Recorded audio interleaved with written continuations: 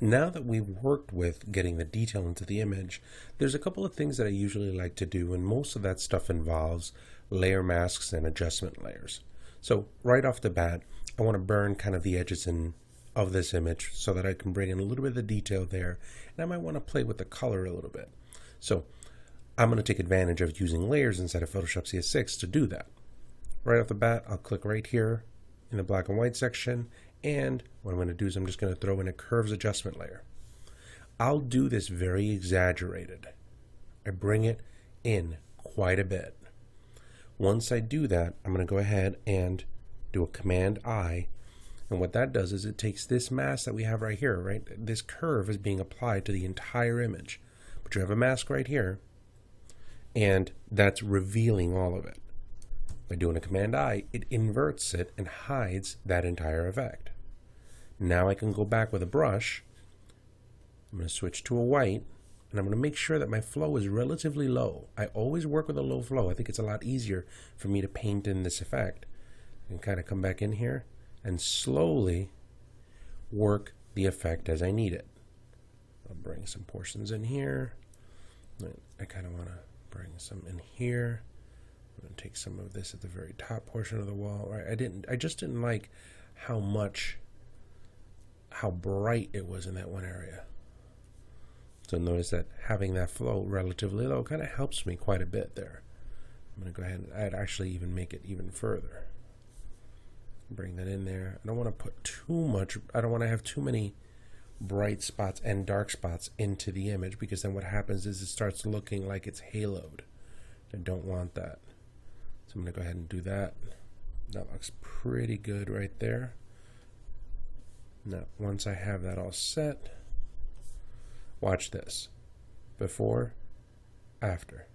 Before, after. Bring a little bit in here. Before and after.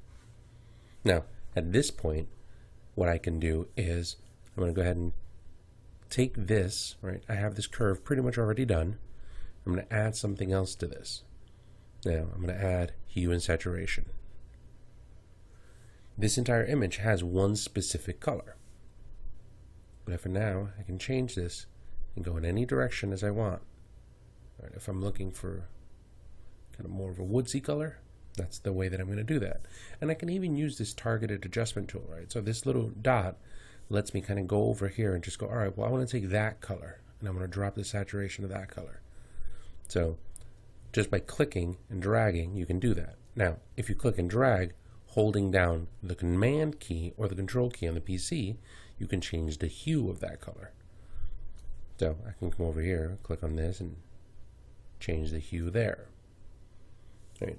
You can also take that and you can change the lightness of that color. So you have to be very, very careful. Now, if I want to change it in very, very small increments, what I'll do is I'll go ahead and take the color and then hold down the Option and the Control key. By doing that, you'll see that my hue goes down in much smaller increments. Whereas if you didn't hold down the Option key, it would actually go down a lot faster. And I don't want that. Once I have that all set, come back over here and I can maybe even decrease my lightness just a tiny, tiny bit, and then we'll be good to go. So just two small changes that we've made with this, right? Just a hue change and a curve change. And now the image is looking a lot better. Watch this. Before, after. Before, after. What I would do from here, if I wanted to take it kind of even a step further, is I would probably add a third curves, bring this down, do the same invert, and in this case I'm just doing one that just deals with this one area right here. I didn't like how that was kind of, it just felt like it wasn't detailed enough. But by burning that in, now watch this. Now, before, after, before, after. That looks pretty good.